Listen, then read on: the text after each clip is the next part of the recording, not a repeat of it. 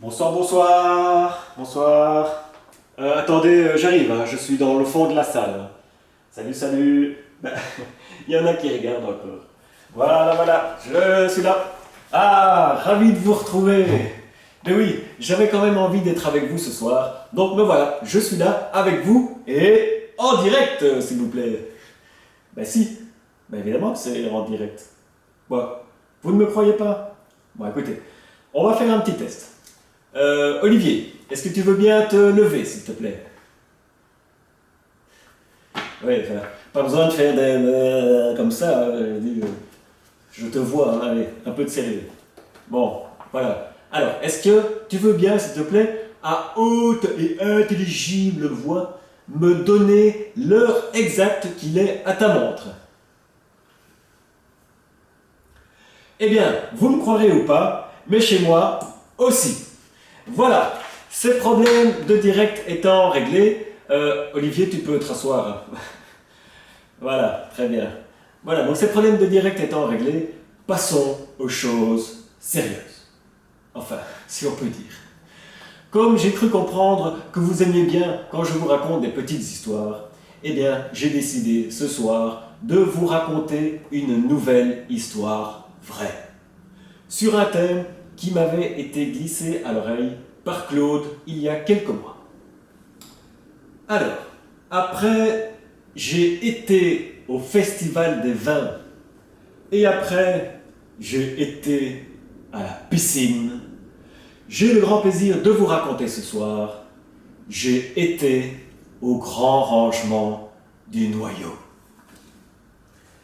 Aïe, ouh, excusez-moi, j'en ai encore mal au dos. Ben oui, je ne suis plus tout jeune. Hein. Danser le samedi soir sur la salsa du démon et démonter toute la salle, la scène et le bar le dimanche après-midi, ce n'est déjà plus de mon âge. Et encore, je n'ai pas été au souper de la dernière. Par contre, certains y sont allés, hein, et ça se voit. Ça se voit sur leur tête le lendemain, quand le dimanche à 15 heures, ils te disent bonjour avec le dynamisme d'une limace somnolente devant une salle qui ressemble encore à un champ de bataille. Le grand rangement, il faut bien l'admettre, ce n'est pas très gai. Mais une bonne nouvelle déjà, contrairement à la rue Chambéry, ça ne sent plus la cigarette froide quand tu rentres dans la salle. Non, rue Camille Joset, un lendemain de la veille, ça ne sent pas la cigarette, ça sent le billet de tombola perdant qui a traîné toute la nuit sur un tapis plein. Un tapis plein de poussière et d'effluves de transpiration. Car après tout, ne l'oublions pas, nous sommes bien dans une salle de gym.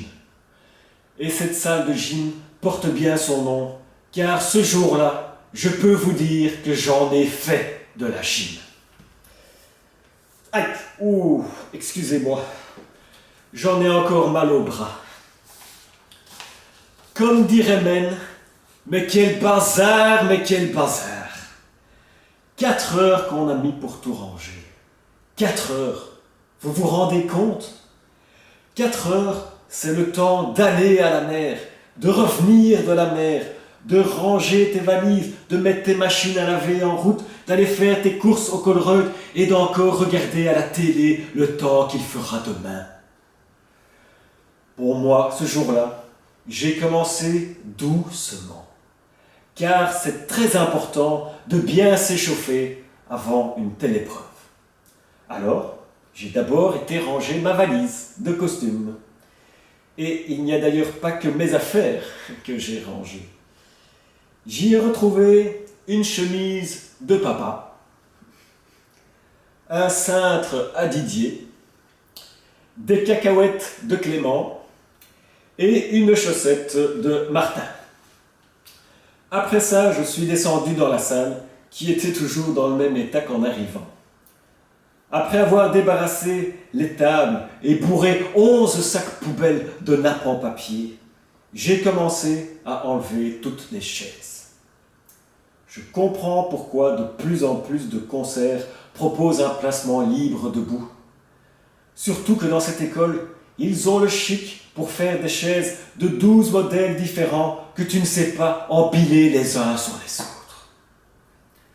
Ensuite, j'ai replié les tables. 36 tables, qui sont toutes passées à un moment entre mes mains et que j'ai pliées, portées et descendues un étage plus bas dans la cour en prenant les escaliers.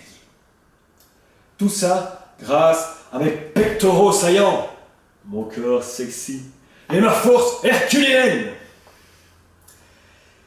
Je n'étais pas seul, hein, heureusement. C'est généralement quand on commence à plier les tables que les gens s'activent. Car avec le potin que ça fait, même les plus endormis se réveillent. Ensuite, j'ai mené une opération tout à fait similaire côté bar, en déménageant des fûts, des bacs et autres vidanges jusque dans la cour.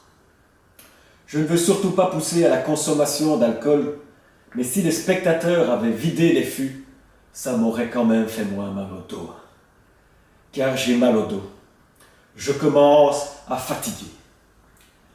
Quand je remonte vers le bar, j'ai besoin de la rampe pour monter. Tiens, c'est l'heure de la pause. Il y a des fonds de bouteilles à vider, Coca, Fanta, eau pétillante et du rosé. Eh bien, cette fois-ci, je n'ai pas pris de Coca, j'ai pris du rosé. Je me suis dit, le rangement n'ira pas plus vite pour autant, mais au moins j'aurai peut-être la sensation que le grand rangement du noyau, c'est gai. Car ce n'est pas fini. Et pourtant, à cette heure-là, les femmes commencent à s'asseoir autour d'un plateau de sandwich ramolli, en se demandant si les hommes en ont encore pour longtemps. Mais évidemment qu'on en a encore pour longtemps. Il faut encore démonter et descendre tous les décors, tous les accessoires, tout ce qui traîne en coulisses, défaire le podium, enlever les tapis et j'en passe. Un décor, ça ne se voit peut-être pas, mais c'est composé de 8 panneaux, petits et grands. Surtout des grands. Multiplié par 3 actes, ça fait déjà 24 panneaux. Plus des accessoires aussi divers et variés qu'un énorme escalier sur lequel Dracula est monté une fois et qui se décompose en environ 40 pièces. Plus des lampes, des colonnes, des fauteuils, des escaliers de coulisses, des barrières, des caisses, une bibliothèque géante, des portes, un comptoir, un lustre. Bref, comme vous l'aurez remarqué, que des choses super encombrantes et généralement lourdes. Car ils nous ont fait du solide à la technique. Avec ces décors, on pourrait partir en tournée à travers le monde pendant plusieurs années avant qu'ils ne commencent à s'user. On aurait dû leur dire qu'on ne jouait que 9 fois. Ils nous les auraient peut-être fait en frigolite. Non, chez nous, c'est vraiment du solide. Il paraît que même Céline Dion nous envie la qualité de nos décors. Eh bien, tout ce bazar, les hommes forts l'ont porté de la scène jusqu'à la cave. Je dirais même plus, tout au fond de la cave. C'est un trajet qui représente environ 250 mètres, 2 cages d'escalier et une cinquantaine de marches.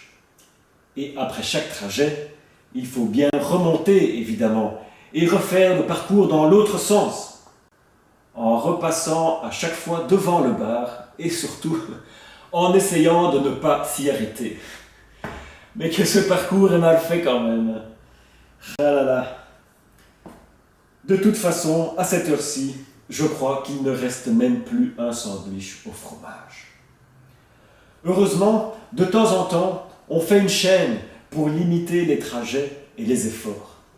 Mais ce n'est pas toujours évident de manipuler des décors dans une cage d'escalier à peine plus large que moi.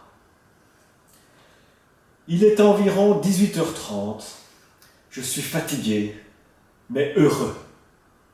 Heureux, car après plus de 3 heures de travail manuel, je n'ai toujours pas une seule écharpe dans les doigts.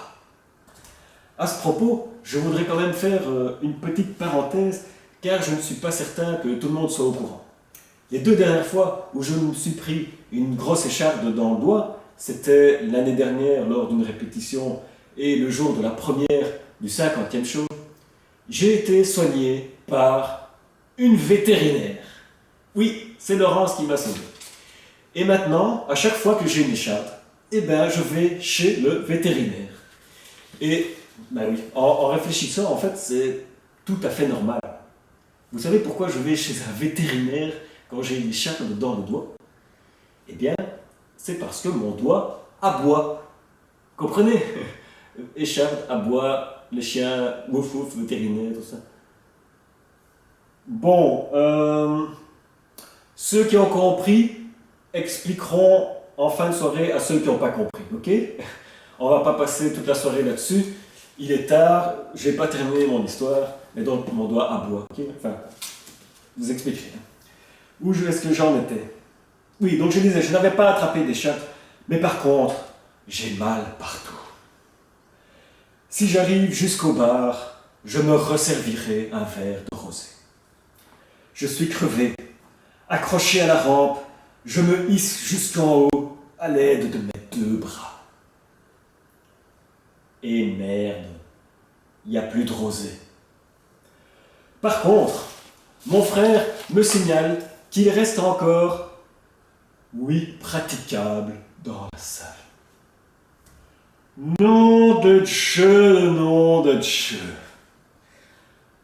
Les praticables, je crois que c'est ce qui pèse de plus lourd au noyau après la scène. Courageusement, on les a déménagés à 2 jusque dans les coulisses. Dieu merci, ils ne devaient pas aller jusque dans la cave. Ah, ça me fait penser que je dois encore écrire un petit mot au directeur de l'école pour le remercier. Voilà, je ferai ça. Complètement à la masse, on me demande encore de rouler des câbles. Dans mon état, rouler des câbles ou me reposer, c'est la même chose. Après ça, j'étais dans un état second. J'ai certainement encore fait une chose ou l'autre, mais je ne m'en souviens plus. J'étais KO. Je n'avais même plus la force d'aller place Jourdan manger des frites. Non, je n'avais plus de force. À un point tel que pour rejoindre le parking, j'ai même eu besoin de la rampe pour descendre. C'est beau de faire un show. Merci.